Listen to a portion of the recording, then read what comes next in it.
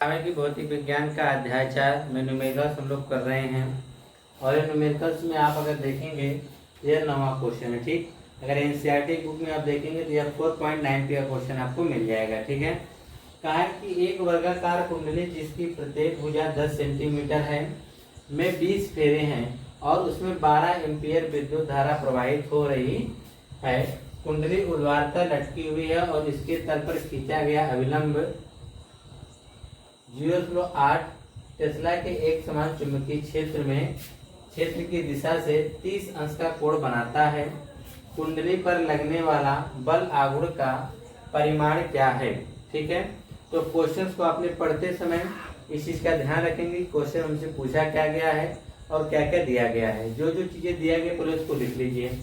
हमको कहा है एक वर्गाकार कुंडली जिसकी प्रत्येक भुजा 10 सेंटीमीटर है। यहाँ पे लिख देंगे वर्गाकार कुंडली की जो भुजा है वह 10 सेंटीमीटर है। लिखेंगे वर्गाकार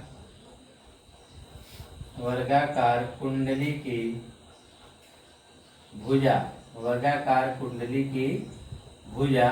ठीक है, आप इसे चाहे तो स्मॉल ए मान सकते हैं, कैपिटल ए मान सकते हैं, जो मन का है वो मान लीजिए। चलिए इसकी भुजा को हम लोग मान लेते हैं स्मॉल ए। क्या मान लेते हैं? स्मॉल ए। और स्मॉल ए का मान कितना दे रखा है? 10 सेंटीमीटर। ज्यों आपको सेंटीमीटर दिखे तुरंत इसको आप मीटर में कन्वर्ट करेंगे। किससे? इसमें 100 से भाग करो, हटाओ। 100 से अगर आप भाग करते हैं, 10 में अगर आप 100 से भाग कर देते हैं तो आपको यह सेंटीमीटर किसमें बदल जाएगा? मीटर में बदल जाएगा। ठीक है, तो 1 0 से 1 0 कट गया। अगर 1 से 10 में भाग करोगे तो 0.1 मीटर आपको मिलेगा। यह हो गया वर्गाकार जो है कुंडली की भुजा में 20 फेरे हैं, यानी फेरों की संख्या दे रहा है। फेरों की संख्या को हम व्यक्त करते हैं कैपिटल एन से। वह कितना दे रखा है? 20 फेरे दे रखा है। ठीक है, और कह रहा है उसमें 12 एम्पीयर की विद्युत धारा प्रवाहित हो रही है। ठीक है, लिखेंगे विद्युत धारा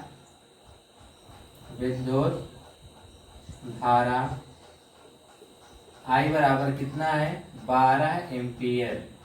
कितनी धारा प्रवाहित हो रही है? 12 एम्पीयर। सवाल पढ़ते चलेंगे, जो जो चीज दिया उसको लिखते चलेंगे। ठीक है, विद्युत धारा प्रवाहित हो रही है, कुंडली ऊर्ध्वाधर लटकी हुई है और इसके तल पर खींचा गया अभिलंब 0.8 टेस्ला के साथ। ठीक है, तो यहाँ पे जो अभिलंब टेस्ला दे रखा है। ठीक है, ये क्वेश्चन चेक कर लें। ठीक है, तो यहाँ पर जो अभिलंब दे रखा, अभिलंब 0.8 टेस्ला। टेस्ला किसका मात्रक होता है? चुंबकीय क्षेत्र का। देखेंगे चुंबकीय क्षेत्र। आप मात्रक से भी पता कर सकते हैं कि क्या दिया गया है, कौन सी वैल्यू। तो चुंबकीय क्षेत्र B बराबर 0.80 टेस्ला। ठीक है, और क्या दिया हुआ है कि एक समान चुंबकीय क्षेत्र की दिशा से 30 अंश का कोण बना रहा है। यानी यहाँ पे थीटा यानी कोण आपको दे रखा है। थीटा बराबर कितना अंश? 30 अंश। तो कुंडली पर लगने वाला बल आघूर्ण, यहाँ पूछ रहा है बल आघूर्ण जिसको हम लोग किससे व्यक्त करते हैं? टाउ से। बल आघूर्ण किससे व्यक्त किया जाता है? टाउ से। यही आपसे पूछ रहा है। ठीक है, तो हम जानते हैं कि बल आघूर्ण टाउ बराबर क्या होता है? NIBA sine theta. फार्मूला आपको याद होना चाहिए। अगर आप फार्मूला याद किए तो आप कोई भी क्वेश्चन लगा सकते हैं। ठीक है, तो बल आघूर्ण आपसे पूछा, बल आघूर्ण टाउ बराबर क्या होता है? NIBA sine theta. N जो है फेरों की संख्या, I जो होती है इसमें प्रवाहित विद्युत धारा, B चुंबकीय क्षेत्र, A जो होता है कुंडली का जो क्षेत्रफल है, और साइन थीटा जो चुंबकीय क्षेत्र और जो कुंडली के बीच के बना कोण थीटा होता है। ठीक है, तो यहाँ पे n जो फेरों की संख्या कितनी है? 20 गुणे I यानी धारा कितनी बह रही है? 12 गुणे चुंबकीय क्षेत्र B का मान कितना है? 0.80। ठीक है, गुणे A मतलब क्षेत्रफल, यानी क्षेत्रफल यहाँ पे दिया नहीं है, लेकिन कुंडली का जो है, कुंडली वह कैसी है? वर्गाकार। यहाँ वर्ग का क्षेत्रफल होगा, यानी भुजा स्क्वायर। वर्ग का क्षेत्रफल क्या होगा? भुजा स्क्वायर का मतलब 0.1 का स्क्वायर। ठीक है, इसी को समझिएगा। A का मान 0.1 स्क्वायर क्यों हुआ? क्योंकि यहाँ पे भुजा दिया है और यहाँ पे क्षेत्रफल। तो यहाँ वर्ग का क्षेत्रफल क्या होता है? भुजा स्क्वायर और भुजा है कितनी 0.1, इसलिए 0.1 का स्क्वायर कर दिया गुणे साइन थीटा का मान कितना है 30, में आ जाएगा साइन 30 हो जाएगा। ठीक है, अब 2 का गुणा अगर हम 12 में करेंगे तो 12 दूनी 24, 240 हो जाएगा।